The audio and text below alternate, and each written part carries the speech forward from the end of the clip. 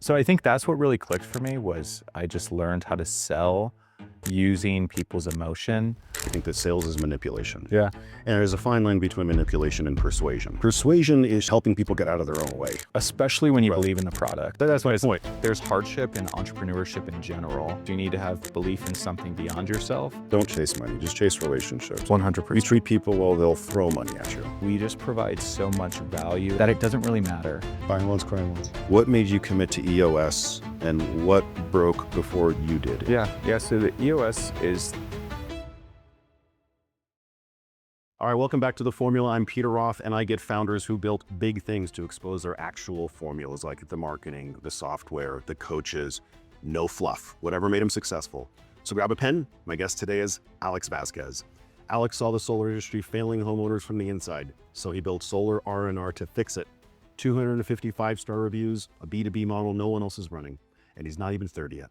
Alex, welcome to The Formula. Thanks for having me. Good to have you here. Yeah. Thank you, sir. Yeah. I want to get right to the good stuff, man. Okay. You flunked out of high school, right? Or you flunked out of school. Yeah. How did you turn that into a competitive advantage for yourself? Yeah. I've talked about this quite a bit, but I grew up with two learning disabilities. So I had ADHD growing up, and later on in life found I was dyslexic. Neither I was really diagnosed with in school. And so I'm 27 now. 27. Yeah, 27. Yeah, So I graduated That's high. kind of like a newer thing, right? Like most, Yeah. because now it seems like everyone is diagnosed with period. It's like just, Yeah. as soon as you come out of the womb, you're like, he's ADHD. Yeah. Right. I think I technically got diagnosed with ADHD right out of high school, and then dyslexia way later on in life. So Okay. I grew up kind of thinking I was dumb. Like, to be honest, like I didn't do well in school. I had a hard time focusing. I was a horrible test taker because I just couldn't focus on the questions, and I'd have to read them over and over again to comprehend. Um, and so I didn't really know what I wanted to do growing up because of that.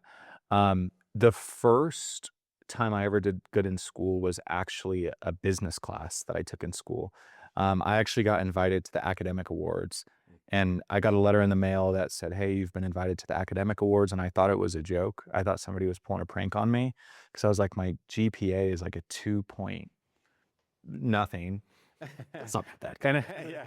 And I've just never done good in school, and so I thought it was a joke. I thought that that somebody was pulling a prank on me and had sent me it, and so I showed up, and I thought, hey, I might as well just see this through, and I showed up, and I ended up getting an award for business class. So I thought that was pretty cool, and I was like, you know what, I'm not really good at test taking, not great at math, definitely not good at literature, but I could be pretty good at this business thing. So that's when I really like started to hone in on that. I got a sales job at um, kind of into like my first semester of college because I did end up going to Metro, and then flunked out of Metro, went to Front Range, Okay. and flunked out of Front Range ultimately.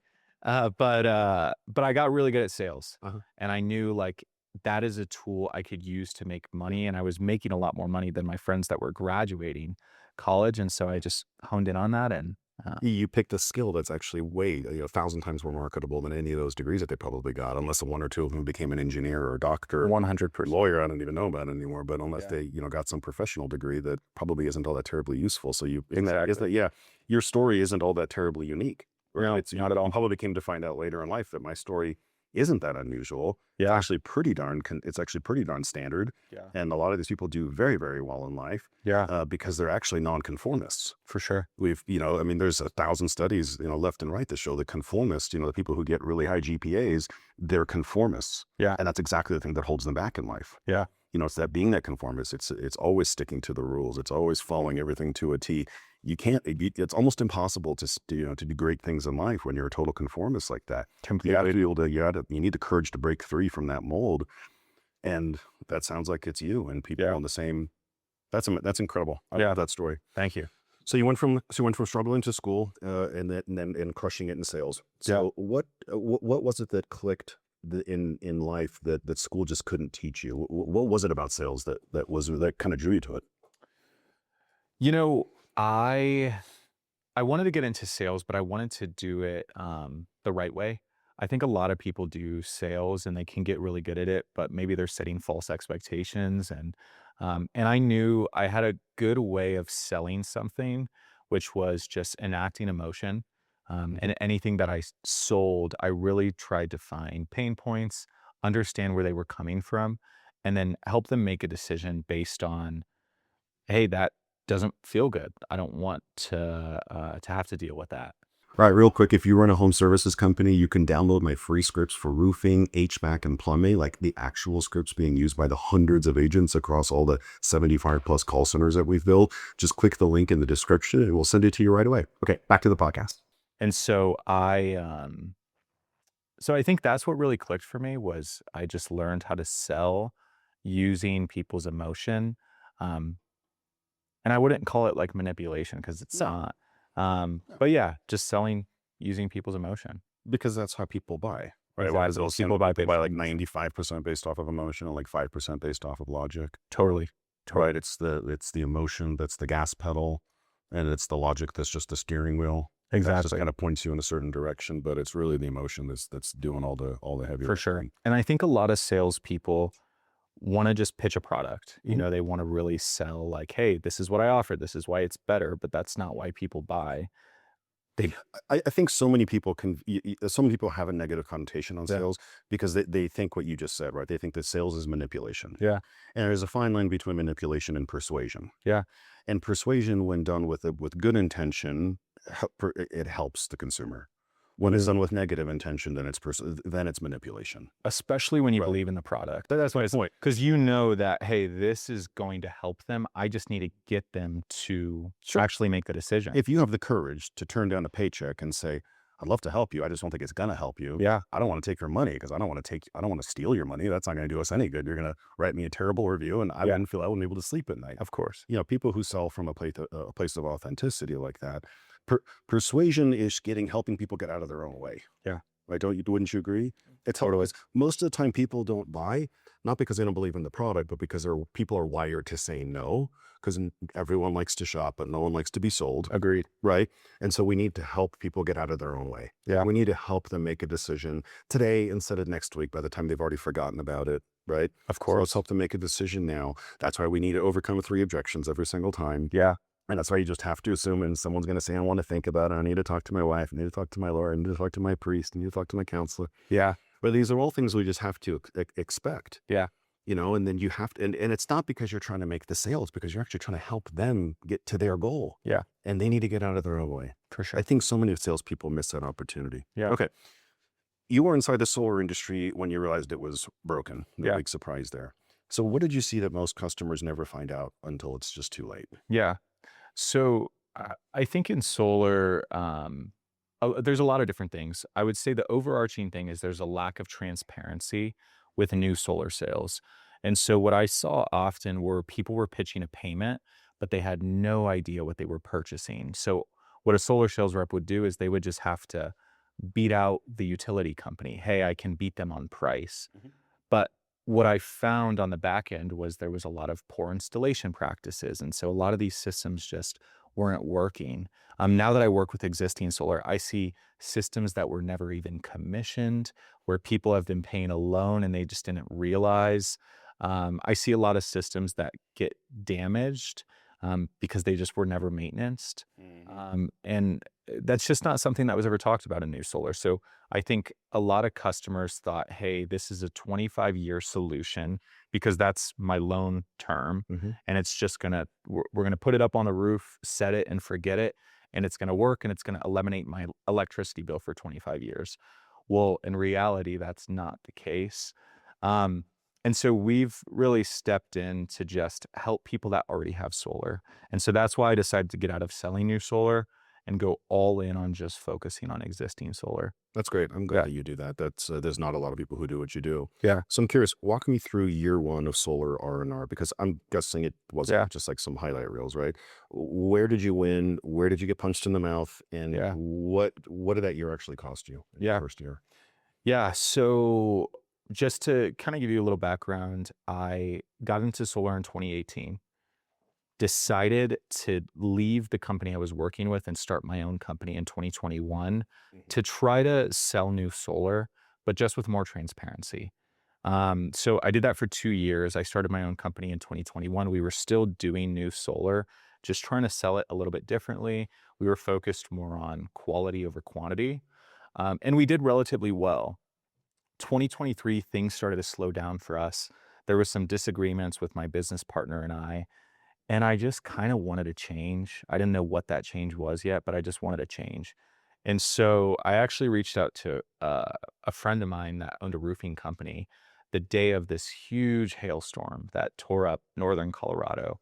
And I was going to go sell roofs for him. That was what I wanted to do because solar wasn't going that well. I wasn't agreeing with my business partner. And so I just wanted to change. Reached out to a friend of mine that owned a roofing company. He needed a ton of hands on deck because, northern Colorado just got demolished with hail. Yeah. And so I figured if I could sell solar, I could sell a roof. Yeah. And so he trained me for about a day. Way easier. Yeah, yeah. Yeah. Oh, yeah. Especially in a hailstorm. Oh, yeah. Um, That's a layup. Yeah. so I did a 1 day training with him. Went out, sold my That's all it takes. yeah. That's literally all it takes. Yeah. Went out, sold my first roof the next day. The first roof that I sold had solar panels on it. And I didn't know anything about the detach and reset space. Mhm. So I called the owner and I said, "Hey, what do we do when there's solar panels on the roof?" And he's like, "Well, typically we subcontract a company out to take them off." And at the time, I still had my solar company. So I was like, "Well, can I just subcontract my solar company out?" And he Mhm. said it was totally fine. So I sold the roof. I did the solar through my previous solar company Mhm. and everything went really well. Sent a bill into insurance for what I thought it cost.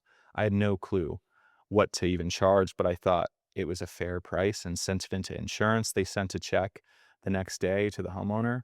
And I realized that, hey, I could probably create a whole business model out of this. And so I sold roofs for about 6 months with them, sold quite a few roofs with solar until I finally decided to jump all in 2023 and start Solar R&R. To answer your question, there was a lot of hiccups. Um, because I didn't come from an installation background, as a lot of companies do, we chose to use the subcontractor business model. Mhm. So, in-house office operations, subcontractors out in the fields. Um, I dealt with a lot of rough contractors in 2023 Yeah. and Let's say. 2024. Mhm. And that was a big learning experience for me because we want to do things the right way, but there's a lot of things that are out of your control, especially when I'm not an installer. And so I might not catch some of the things that um, not greatest practices that were being used. So I spent a lot of money to rectify issues. Um, and yeah, that was a big issue for me. Yeah. Um, Tell me about solar R&R, but don't tell me like I'm a guy who knows about solar. yeah, I know about solar. Tell me like I am clueless about solar so that other yeah. people can understand. Tell me what solar R&R does. Yeah, so most solar companies focus on installing new solar. So they go directly to the consumer and they sell solar panels. And typically they're either financed or leased. Sometimes people buy them outright. Mhm. Um, we don't touch anything with new solar, so we don't install it. What we do is we just work with people that already have solar. And so the biggest way we do this is B2B. And so our two main target markets are going to be roofing companies and realtors, and we help them out a little bit differently. So roofing companies, anytime that they need to replace a roof that has solar panels, we'll come out, we'll remove the solar panels, Mhm. and then we'll reinstall them after the fact. Mhm. Um, what I find is about 1 in 5 systems we show up to is partially functioning or not functioning at all. So it's a way that I can get in front of a lot of homeowners and help a lot of people because 95% of the time we're able to rectify those issues and get their system back to functional. And so using the B2B business model has allowed me to just touch a lot of roofs Mhm. and get up on a lot of roofs. Um, Realtors, one of the few things that's not covered on a standard home inspection is the solar.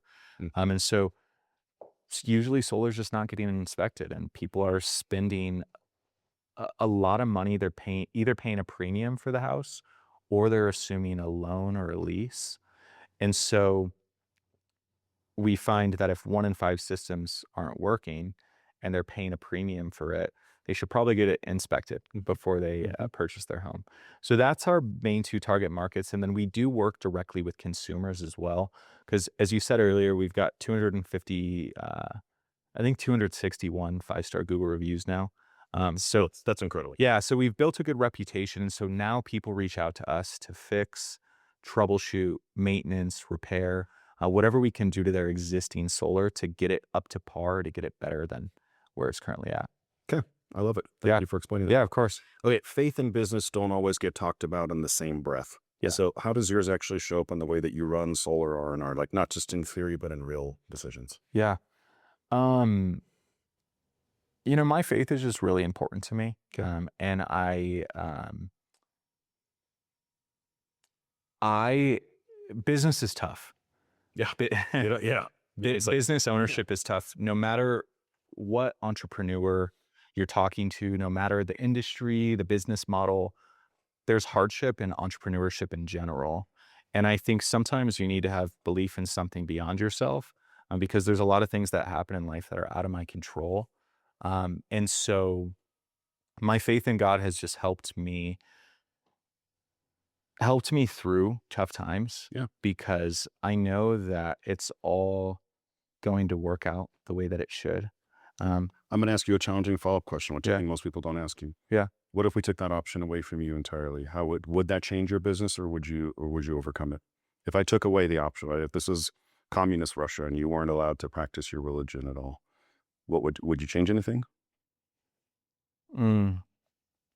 Explain the question so I better So understand it. if Yeah. if you were in a country where Yeah. freedom of religion wasn't allowed, Yeah. I'm It would asking this change not. the way I run my business. Yeah, would anything change in your business? Do you think it would go down, or do you think you would be able to overcome and still run your businesses successfully? I don't think so. Yeah, truly. I think that I I deal with like the stressful environment that I live in. I have a very stressful environment where, Mhm. sometimes we're doing 25, 30 projects a week. Um, a lot of area for things to go wrong. I don't know. I think I would kind of succumb under the pressure Hmm. if I didn't have my faith, and if I Interesting. if I wasn't able to practice it. Okay. It also, like affects just like the way I run my business. I'm very integral. I care a lot more about relationships than I do Money. making money. Yeah. Yeah. And I think because of that, we've been able to be pretty profitable. I say this probably more than anybody on the planet. I always say, Yeah. don't chase money, just chase relationships. You 100%. treat people well, they'll throw money at you. Yeah. They won't stop giving you money because they know that there's integrity and there's trust. Yeah. Right. With how you operate. So I preach it all the time. Like, Yeah. stop caring so much about money. Yeah. Make sure you're profitable. Yeah. Make sure you're not burning cash. But Yeah. but don't care so much about squeezing every little penny. People will not stop giving you money if you just treat them incredibly well. Yeah. This just is what it is. Okay. In an industry where everyone's racing to the lowest bid, how do you hold your price, and what does that conversation actually sound like when a customer pushes back? Yeah. Do you get much of that? A lot. Because you're in a really, because I thought you're kind of in a one of one situation, right? Like you shouldn't Kind have of. any. There are some competitors. What I find in my industry is we have less competition. It's less saturated, but our target market is a little bit thinner. And so I do compete with kind of the same companies on a consistent basis. And what I notice with a lot of my competitors is they're competing on price. And so because of that, we'll get a call from a roofing company and they'll say, well, what's your price per panel? Because that's what every other company preaches is we've got the lowest price per panel and you're going to make the most amount of money if you subcontract us out. Um, and what I keep seeing is, every month almost, I see a company that'll do it for a cheaper price. And all these companies are competing on price because they have to keep lowering it to compete with the next company. And the only person that's winning in that instance is the roofing company, because they're making more money. And so we just try to create an entirely new lane where we're far from the cheapest, but we just provide so much value and such a quality service that it doesn't really matter. And I get that if a company's subcontracting us out, I obviously want them to be profitable. Mhm. And so we have a unique insurance supplementation process to help them still have profitability with us just being at a much larger price than our competitors.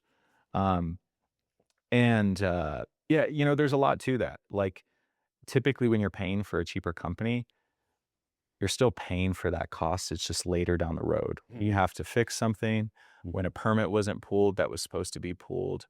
Um, And so a lot of times that's the conversation I have with people. Buy once, cry once. Yeah, Do you want to yeah, pay more now and get it done right and never hear from me again? for sure. Because you probably won't have to. Yeah, Or do you want to, because I know I like you. I know you like me. yeah, But do you want me in your home every other weekend? of You course. know? Yeah, Yeah. yeah, Okay. You're running a real operating system inside of your company under the age of 30, which is very impressive. yeah, Most business owners your age are still winging it. yeah. What made you commit to EOS and what broke before you did? And before you answer that question, tell people what EOS even is, because most people probably don't know what EOS is. Yeah, yeah. So the EOS is the entrepreneurial operating system. Mhm. It's something that we implemented into our business because I felt like I just needed more structure and accountability within the business. So I was really good at asking people to do things, wasn't really good at following up on things or sharing the company's vision with everybody. I kind of, for a while, kind of gatekeeped like what I wanted to do with the company. Maybe because I didn't want to intimidate people. I have really high goals. Um, I also didn't want them to feel like they weren't a part of that success. And so I didn't really know how to display that originally. And so once implementing EOS, we have a shared vision across the company where everybody knows where we're going and what their role in getting us there. And so the EOS has been pivotal for the business. We're meeting on a weekly basis. We're identifying, discussing, and solving issues. Um, Everybody kind of just knows the vision and how they're gonna play a role in getting us there. Can you tell listeners, if they're not familiar with EOS, can you break it down really simply for them and give like some real examples, just some very Yeah, simple examples, like not the whole thing, because it's a pretty complex yeah, system, but like break these also, here's what life is like running a business without yeah. versus here's what it's like with EOS. Yeah, so before EOS, there just wasn't a lot of structure. A big thing that I noticed is I wanted to meet weekly with the team because I thought I had to meet weekly with the team. Mm. I was Everyone's like, oh, other supposed to. other companies meet weekly with their team, so I should meet weekly with my team. But the calls just were not structured at all. Mhm. So what EOS has done is it's just given us structure, a framework for what our calls should look like, and it starts at a certain time every week, it ends at a certain time every week, and there's a certain amount of time we spend on specific topics. Mhm. So what EOS does is it just provides more structure for a leader within a business to be able to thrive. Show me what a typical, in broad strokes, show me what a typical meeting would look like. Is it an hour? It's an hour and a half. Hour and a half. Yep. So walk me through the Yeah. basic bones of what an hour and a half meeting would look Yeah. like. So we started implementing this about I'd say 6 months ago. Okay. So we're still kind of ironing out what everything looks like. They say it takes about 18 months to fully implement EOS because there's a lot to it. So so still working on that. But Mhm. essentially we open up the meeting with just talking about wins. And so a lot of times you can start a meeting off with negativity. And it can just kind of set the precedence for people's days. Ours are done Monday at 9 a.m. And so could really set the precedence for the week if the call is negative. And so we focus on just good news. Mhm. So that's the first 5 minutes of the call is everybody just talks about good news, whether it's personally or professionally. Because as a leader, I care a lot about both. I want people to be happy professionally in the workspace, and I try to create an environment that cultures that. I also care about them personally, and so I want them to be healthy, happy, um, better leaders. And so I try to do things to do both. So we talk about that. We talk about highlights. So like high level things. We won a new contract with a new roofing company. Just big picture things with customers. And then the core of the call is to go over IDS, which essentially is identifying, discussing, and solving problems within the business. And so I have a whole list of things that we go through because, as every business owner knows, there's a lot of issues that just come up. Mhm. And so we're constantly solving issues and discussing them on the calls. And so that's the core of what our team meetings are just identifying, discussing, and solving problems within the business. And we just all put our heads together to solve these issues and we do it right there on the call. So it's not like we identify and then, hey, let's retouch back on this next week. Mhm. It's no, we identify, we're going to discuss it, and we're going to solve it right there on the call. And if we can't solve it, we just move it to the next week. And so we pick three things. So we've got a whole list of problems. What's our highest priority? We pick the top three that week, and that's what we're going to discuss and try to solve on the call.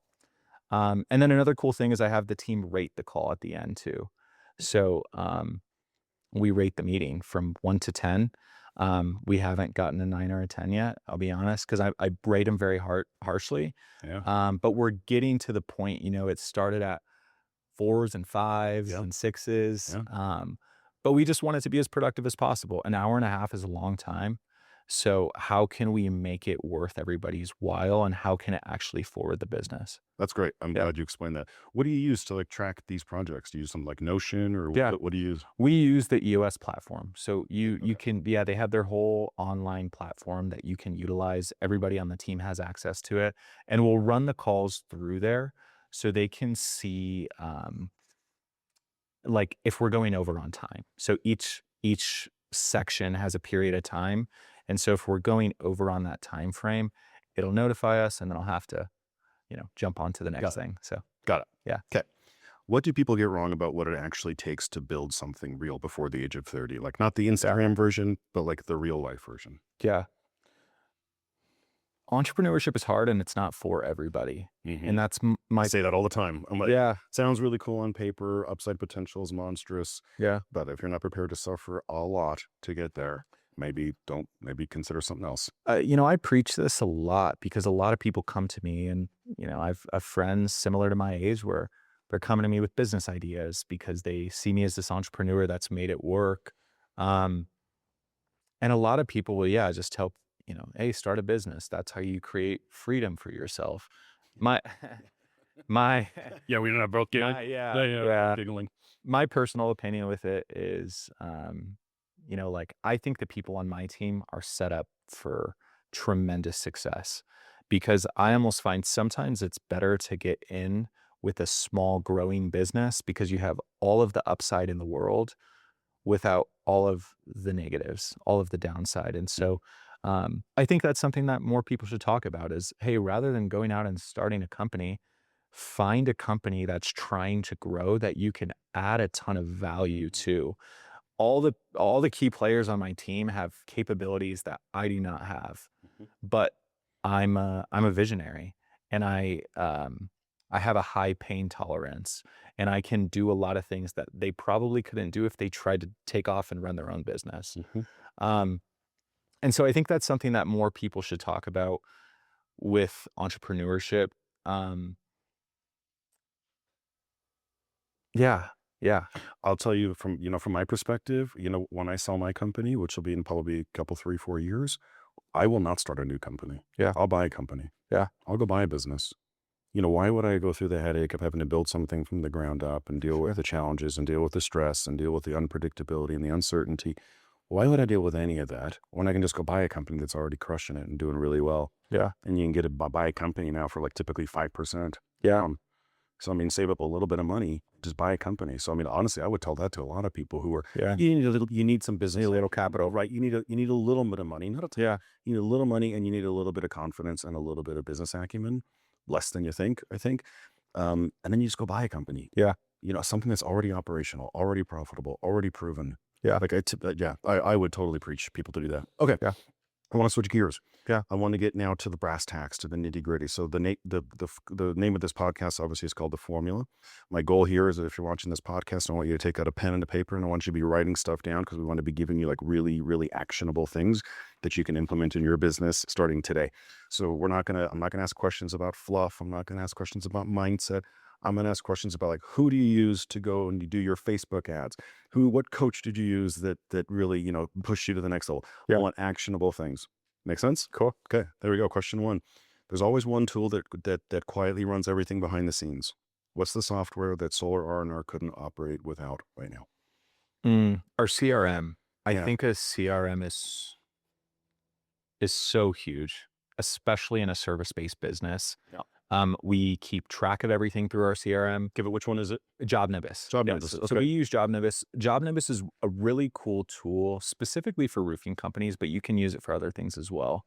what I like about Job Nimbus is it's so customizable. Our business is very niche, and a lot of CRMs are made specifically for HVAC companies Yeah. or plumbing companies. Yeah.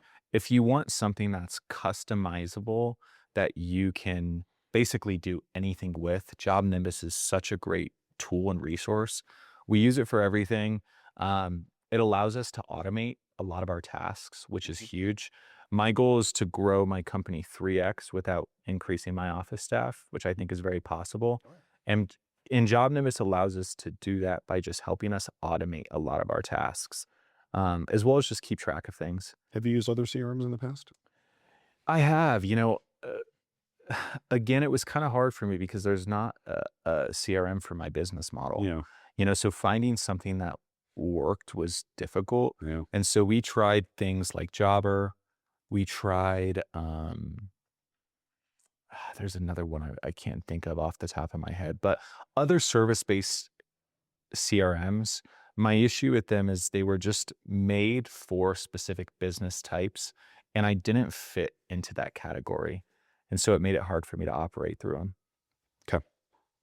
Most successful founders can point to one person who saw something in them before they saw it in themselves. Yeah. Usually we call this person a mentor. Yeah. Have you had a person like that in your life?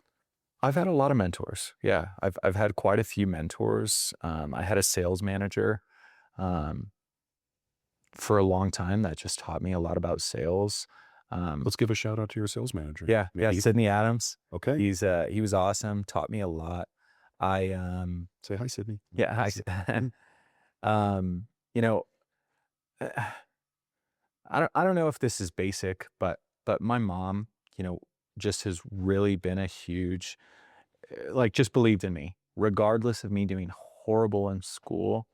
I think she just saw that there was a lot of potential in me, and she's really believed in me, and so that was tremendous for me growing up, and then now, That's why we have moms. yeah, Right? yeah, yeah, and That's now my wife, I have a lot of hard days, and sometimes you just need reminders of why you do what you do, that you're capable. A lot of times I feel like as an entrepreneur, you have imposter syndrome, Mhm. especially as a young entrepreneur. I do business with guys in their 40s, 50s, 60s that maybe have a lot more business knowledge than I do.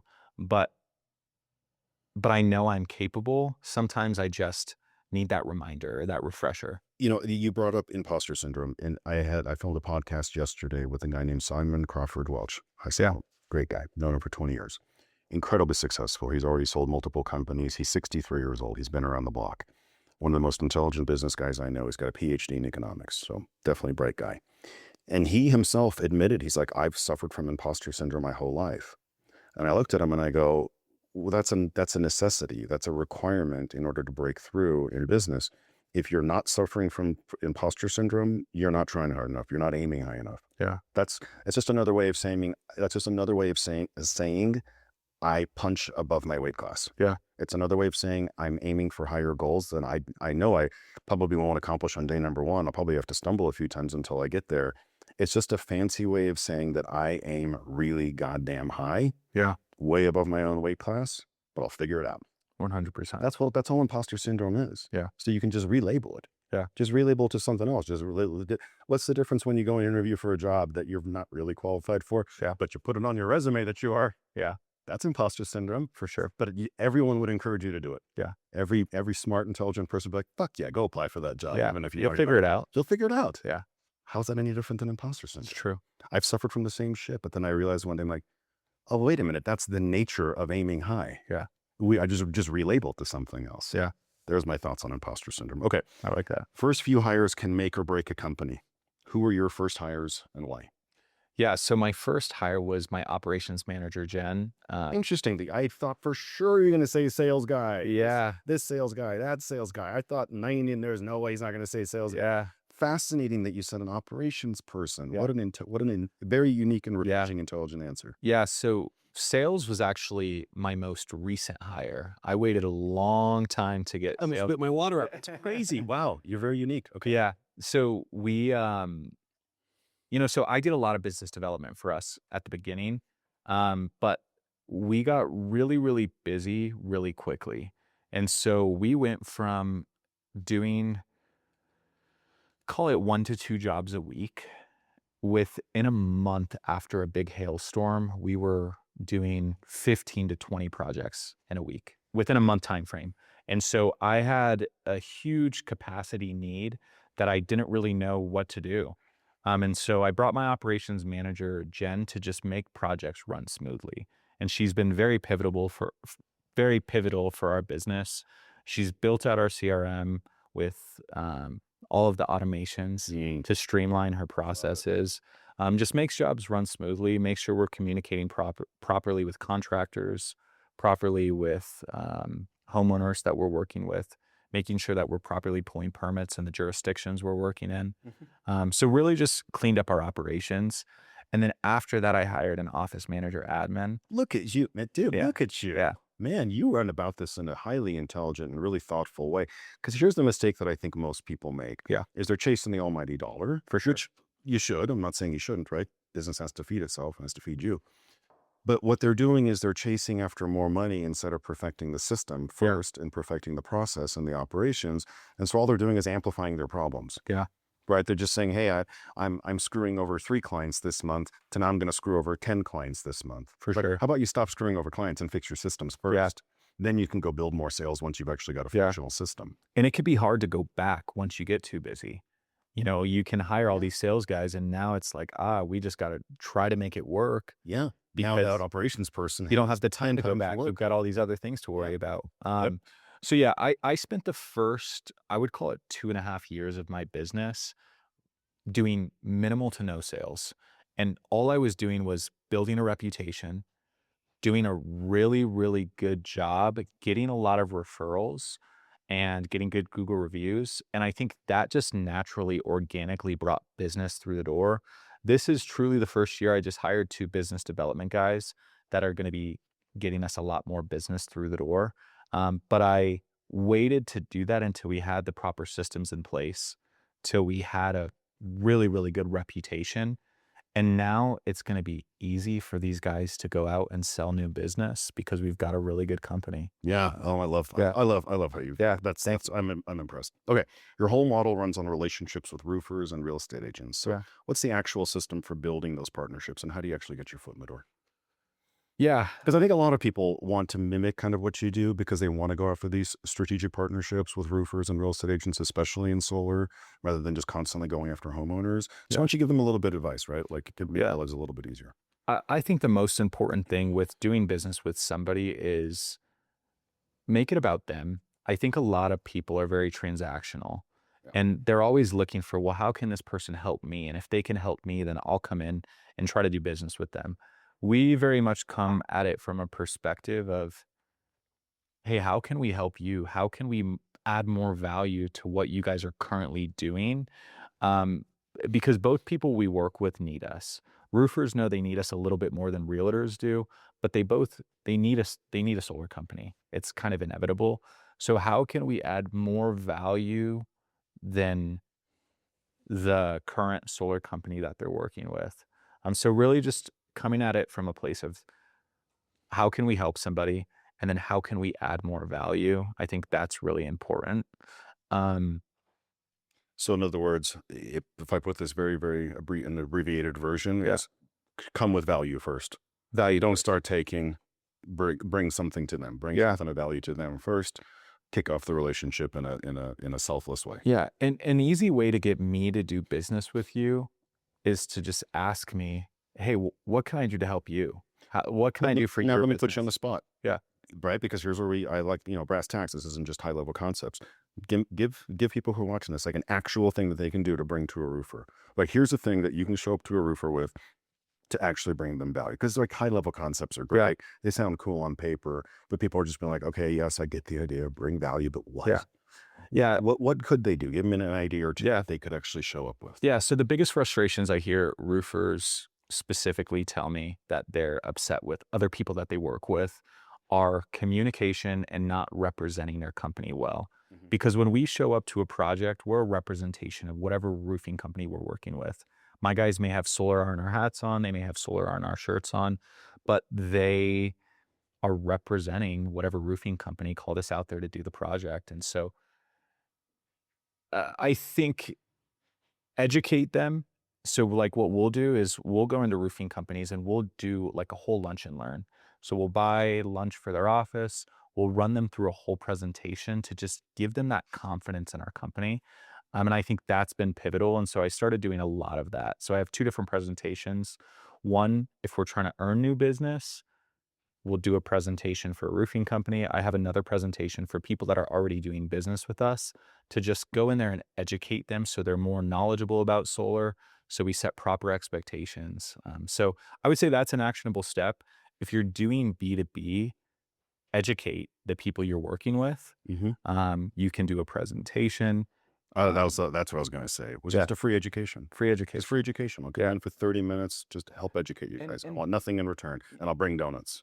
Always bring donuts. Always fucking bring donuts. You know what's been working really well for us is Donuts. donuts. Donuts are Yeah, I'm serious. I'm not kidding, by the way. Show up with donuts. people. Go to a real estate office. Yeah. I'm telling you, you show up to a busy real estate office with a box of 24 donuts. Yeah. They will hear whatever the fuck you want to tell them. They will sure. listen to you for sure. For sure. Yeah. We've had a lot of success with Einstein's bagels recently. Yeah, for We'll bring a 24 bagels. It's with just a cream savory cheese donut. and yeah. It's a savory donut. Honestly, still a donut. Still a donut. Yes. So really, really big on the education portion. It also helps them not shop around because they just feel that confidence. You know, most of the companies that I personally brought on that work with my company, they're not getting other bids. No. They come directly to me. Yeah. I'm the only price they're getting. If they have a problem with my price, they'll bring that directly to me. I don't work with companies that are shopping around for the cheapest bid because, Sure. again, we're not the cheapest. And then focus on the relationship. I think that's really important. I think that's an area that a lot of people neglect. Not every conversation I have with a roofer or realtor is about business. And in reality, when I'm having a conversation, when I'm sitting down with somebody for the first time or the 10th time, I'd say 10% of my conversation is telling them what I do and why my company is better. I care more about getting them to have trust in me as an individual and to just get to know the person. And I think that goes so much further than just sitting in front of somebody and pitching your company for an hour and a half. So, The second you start pitching, you're already losing. yeah. Okay. What does the first hour of your day look like? And is that by design or is it something that you kind of figured out by accident? Yeah. So, no, it's definitely by design. And you don't have to give me the instant man. So no. you can give me like the real honest, Yeah, it's definitely by design. shit. I mean, coffee, right? I'm trying to work on it because I think your morning routine is very, very important. It sets the precedence for the whole day, and I notice when I have a good morning routine, my day typically ends up being better. I agree. When I'm sloppy and maybe I went to the Nuggets game and had a few beers or whatever it was, my day doesn't typically end up being as good. Yeah, So, I agree. so I focus a lot on my morning routine. I'd say an average morning, I'm waking up between 4:30 and 5. What the? You're one of those? Yeah, so I wake up early. And here I thought we were going to be praised. God, Yeah. it's these hustle culture guys with this 4 a.m. shit. And my reason for that, it's not even because Tell me what time the ice bath starts. no ice bath yet. No ice Oh God. Okay. Well, I'll mail you one. But the whole reason for it is I just like to wake up before my world wakes up. I'm so busy as an entrepreneur that I get hundreds of phone calls a day. Sometimes it's insane. And so if I can get 2 or 3 hours of peace before my phone starts blowing up and things are, happening on projects, that's just important for my mental health. And so that's what I do. So wake up, I think physical movement is very important in the morning. And then whatever you believe in, if it's your faith, I read my Bible in the morning. If you're a person that meditates, I think it's important to just take some time for yourself and then get on with the day. So I wake up, physical movement's important, and then some me time. So I'll read my Bible, but meditation is good too. So okay. Last formula question. What's the best money that you spent on your business? Like the thing that brought you the highest ROI? Maybe something from the past or maybe something that's in the present. What have you spent the money on that's gotten you the best return? A couple things. Can I say a couple? Okay, perfect. SEO. I've spent a ton of money on it, SEO. Interesting. Um, I think SEO is really, really important, especially if you have a niche business model, because you're already not competing with a lot of people. So if you can just rank really high on Google, you'll get a lot of leads through that. Mhm. So I've spent little to no money on ads. I've spent a lot of money on SEO. Smart. Took a little bit longer to get there, Yeah, but now we're just cranking out that's great. leads, and we rank on a national scale. That's great. So I get calls in states that we can't even do business Yeah. in. I've got to send business out to other people because I just can't facilitate it. But we do really, really good with SEO. So that's been a good investment for me. I think the other thing is just like investing into the right Hey, people. let me pause you. SEO, did you work with an agency? Did you work with a Yes. human, an individual Yeah. person? Who was Really, this really good company? friend of mine. His name's Chris. His company's name is Exclusive Leads. Exclusive leads? Yep. Okay. I'll have to. Is he a Denver guy? He's based in Denver. Does he work on just home services companies or just a He'll work with any whatever? kind of business. Yeah. So what he Say really his name again? Chris Gotchis. Chris, spell the last name? Uh, If he's okay with us using his name. yeah, Gateos,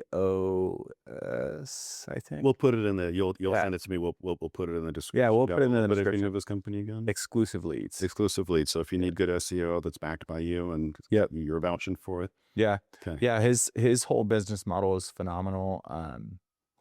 It's unique. It's different than what a lot of people do for SEO. Uh-huh. But it works really well for my business. So yeah, definitely reach out to Chris if you're looking for a good SEO guy. He'll crush it for you. What's your other one? And then just investing in the right people. I think that I spend more money on my crews than most companies Yeah. because I care about quality. Yeah. And so yeah, I spend a lot of money on crews. Pay your people well. Spend a lot of money on material because we just want to use high quality over cheap things. And so really like investing back into your business. So the same thing that you're asking your clients to do, which is buy once, cry once, you're actually We do the you're same actually thing. doing it. You're doing it yourself. Yeah, we do the same things. It's interesting when some companies don't. Yeah. They sit here and talk about how, exceptionally great their service and For sure. widgets are. For sure. That's why we're premium price. And then they're going out there and just getting cheap shit. Exactly. Yeah. Yeah. Okay. You ready for the lightning round? Let's do it. I got some questions for you here. Quick answers, like, a word, a sentence. It doesn't have to be anything terribly long. Cool. Or take your time. If you want me to skip it, just say skip. Okay. Okay. What's a business belief that most people are in your industry have that you think is completely wrong?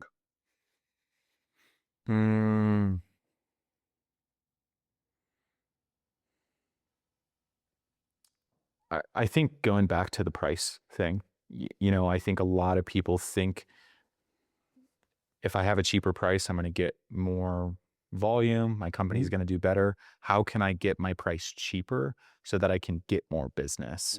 And in turn, it just hurts the industry as a whole. So yeah, that's something I see a lot in my industry is people competing over price, always trying to find ways to lower their price so that they can get more business, which in turn just doesn't really help I anybody. think it's I actually am not, so many people, just kind of shit on the whole, like lowering your price. I'm not 100% against the idea under very certain circumstances. I'm certainly not against the idea when you're starting out. Yeah. Because you need the volume. For sure. You need the reps. You need the reviews. Yeah. Right. You need the referrals that come with it. So it's not the worst idea in the beginning. You just can't camp out there for too long. Yeah. Right. In the beginning, you need that stuff, which is you need to get out of that zone. And then and then you get these people who want to be right there in the middle, right? We're not the cheapest, we're not the most expensive, we're right there in the middle. You can't say no to that, right? Yeah. Because it makes you got to say yes. We're right in the middle. Yeah. That's actually probably the worst place to be, For sure. right? Because if you do it cheap, and as long as you've got your operations down, Yeah. and you've got your costs under control, you can survive the Walmart model. Yeah. Or you can survive there. Temu, right? You can survive there. It's just hard. Yeah. You have to be surgically good at every last little detail. Yeah. You have to have your operations down perfectly. Being in that middle is where it seems like people suffer from so many problems because they can't differentiate at all. Yeah. You don't have enough money to provide a luxury service, and you don't have enough volume to play the volume game. So you're just stuck in this middle limbo area where you don't get to really do good at anything. Yeah. So I think it's important. I know this is a lightning round. I'll just touch on this. no, but do it, go for it. Yeah. Alex Hermosi says there's 4 key things you could focus on your business to be successful. You can be the fastest to the punch. You can be the cheapest. You can be the best, the highest quality, or you can just have the biggest brand, the biggest name. Um, and I think it's okay to focus on one or maybe two of them, but you have to hone in on those two things. And so, like for us, we're really, really focused on quick turnarounds. We're a lot of times quicker to the punch than other companies. And so that's how we're beating out these cheaper companies. Hormozy preaches that speed is the number one. Yep. It is by far the number one differentiator between companies that are successful and those that are not. Those who can deliver results faster, or at least a quick Yeah. win faster, will always beat out everybody else. Yep. So People like a quick win more than they like a cheaper price. Or yeah, they want quick wins. it's where we've gotten a majority of our business. A Mhm. lot of people have a solar guy, but we can be quicker to the punch. They'll give us an opportunity. They find out that we provide a better service, and then they just keep using us after the fact. Yep. So got to figure out what to hone in on. Other than your faith, what's your favorite hobby that also happens to help your business? Um, the gym. Yeah. The gym. Just focusing on my physical health, I think is really important. And I think, when you take care of yourself, you can take care of the business. And so if I wasn't taking care of myself, it would definitely show up in the business, contrary to what a lot of people think. Um, yeah, your personal health Got it. j- I agree. directly reflects. Okay, one word your team would use to describe you, and is it a compliment? Hmm. I would say, yeah, I would say so. I would say, maybe ambitious. Okay. Okay. Yeah, I would say ambitious. I'm very ambitious, and sometimes it's like kind of just dive in head first and try to figure things out. So Syndrome thing, right? yeah, Go back to there again, man. it can be seen as a negative thing, I think, to some people, but yeah, it's helped us grow the company, and so What's a skill you wish you had that you just don't now? say the question one more time. What's a skill that you wish you had that you currently don't have? Mm. You know, I wouldn't say it's a skill that I don't have, but something that I'm constantly working on is being a better leader and being a better communicator with the team. And so something that I've always struggled with in the past is I'm naturally a non-confrontational person. It's not possible to run a successful company while being non-confrontational. And so you've got to be able to have conversations with people. And so I'm working on being able to communicate with people very directly while also being able to communicate very respectfully. And so Mhm. that's a skill that I'm working on. I wouldn't say I don't have it, but I'm Okay, trying to that's fine. evolve it. Fair Yeah. enough. Okay, if Solar RNR didn't exist, what would you be doing instead? It's nice that I have the skill for sales, Mhm. because I know if, God forbid, my company tanked, that I could always go sell for somebody else and make a lot of money. Agreed. Um, I agree with you on that 1,000%. yeah, and so that's probably what I would be doing. If I sold the company, which that ultimately, inevitably is the goal eventually, Mhm. um, I'd probably get into consulting, work with other young business owners and see how I can help them with their Mhm. business. But if today I wasn't working with Solar R&R, I'd probably be doing sales. Okay. Yeah. And then the most important question of all, this is a heavy one. Yeah. Okay, so I want you to take this seriously. What's the dumbest thing you've spent money on in the past year? Mm. I I s- I had a really, really, really good 2024, and I set this expectation that business was just going to keep flowing in like it did in 2024, and we had a slow 2025, because there wasn't storms, and my business model is a little bit storm dependent. If Mhm. there's a lot of hail, we do really good. If there's not, got to work a little bit harder to get business. And so I spent a lot of money in 2024 on truly stupid things. Like what? Come on. I bought a new Toyota Tundra, and I put a lot of money down on it because I Mhm. had the cash Mhm. at the time. Reflecting on it, I wish I would have kept that money into the business. Mhm. It just would have been better. And the other thing too is I wrote the entire truck off anyways. Yeah. So I didn't even need to put that much money down, but it was it was a dumb decision. I had the Yeah. cash, and so I was like, Yeah. let's just spend it. Yeah, so I would just say, personal spending, business is going to have ebbs and flows. Yeah. I think it's important to have a continuous track record of success, like a couple years before you start spending money on the cars and all the other things, because that money, you're probably going to need it in your business at some point. Yeah. And I learned that lesson early on and I got checked Yeah. real quick. Um, so yeah, Okay. yeah. All right. Tell my audience how they're going to find you on socials. What's your most Yeah. so what social do you live on the most?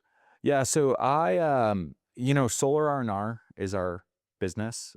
We SolarRNR.com or what is it? Yep, yeah, so you can go to solarrnr.com. We're on Instagram, Facebook, everything. It should How just do they be find you if they want to find you specifically? yeah, you can find me on Instagram, Facebook. Okay. My hashtag or my handle is going to be Alex underscore Vasquez underscore.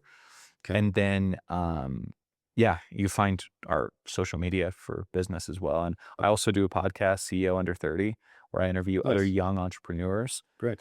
So you can find us at CEO Under 30 podcast. And what markets are you in right now? You don't have to reel them off, but how many markets are you in? We run all of Colorado, Okay. and we're looking at expanding probably in the next year. Okay. So if you're a real estate agent or if you're a roofer and you're in Colorado and you want to pair up with this guy, now you know how to reach him. Awesome. Yep. Yeah. And Alex, this was great. That's appreciate Love you having you on, appreciate man. you having me. Thank you so much. Thank you. Wonderful. All right, guys. We'll see you on the next one.